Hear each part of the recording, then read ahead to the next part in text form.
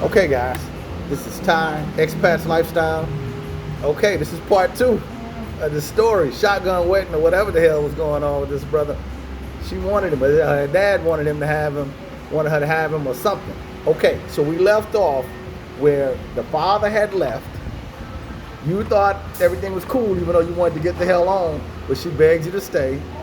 Then when he came back, like you probably, like your street sense, your spidey senses said, hey, he might come back. He came back and bammed on the door again, and she gave you a knife. Right. Well, she didn't give me a knife, but she put a knife in my presence. So that's as a self-defense weapon. Hold up, man. Yeah. If a bra give me a knife, I got a problem. Yeah. Okay, so she gave you a knife, and what happened? So after several minutes of continuously talking through the door, trying to convince her father and her cousin to leave, they finally left. So they didn't come in the second time? No, they didn't come in the second time. She refused to open up the door for whatever reason. She must know her dad is crazy. Yeah. Okay. Yeah. So when things got quiet outside, even the dogs stopped barking. I felt like now is my chance to make to make a quick getaway. Okay. So my car was parked right outside the house. So I grabbed my gear. I told old girl, listen, come ride with me to the main street because I don't know how to get out of here. So she rode with me. She got in the car. We probably went about maybe several feet before I realized that the car was leaning to one side. So I stopped because we was driving on gravel road. I stopped and I got out, and both my left tires were flat, the front and the rear. Damn. So I knew I couldn't go home like that, and there was nothing open where I could get a tire change. So what time was it? The middle of the night? It was in the middle of the night, like around 3 in the morning. Yeah, it was the middle of the, yeah. So I turned around, I said, well, I'm gonna have to try to, hopefully everything will go through. So I went back to the house, parked the car, and set up all night. Set up the rest of the morning, just sitting on the edge of the bed, hoping and praying that this person would not come back. So around 7 o'clock in the morning, another cousin comes over, and he speaks very good English. And he asked me, are you okay? I said, yes, but I don't understand what's going on. I said, I explained to him what happened last night. I explained to him that the tires were flat.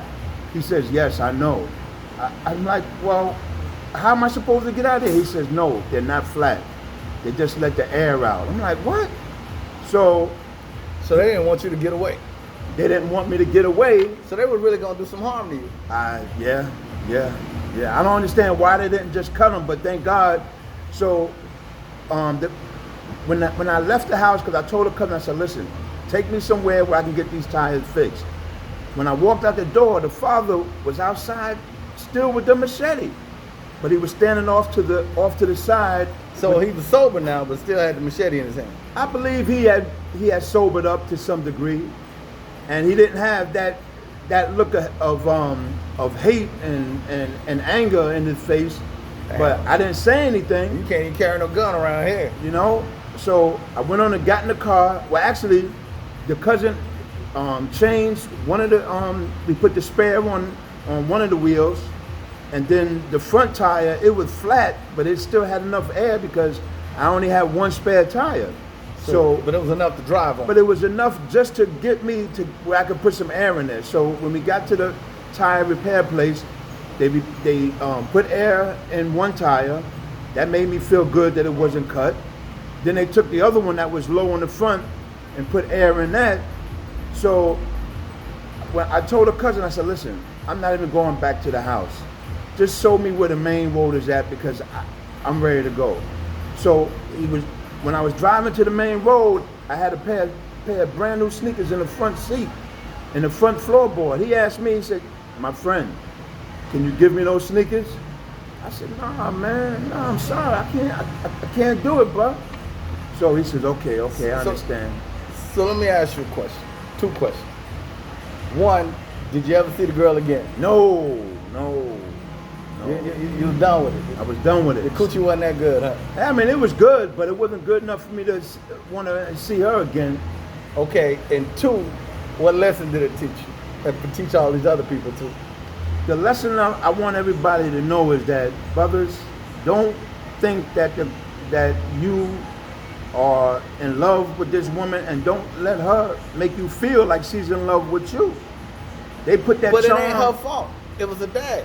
Yeah, but the moral of the story is also don't go 3.5 hours away from your base camp where all your amigos are and And venture put yourself off in it. and put yourself in harm's way where they didn't even know that I left.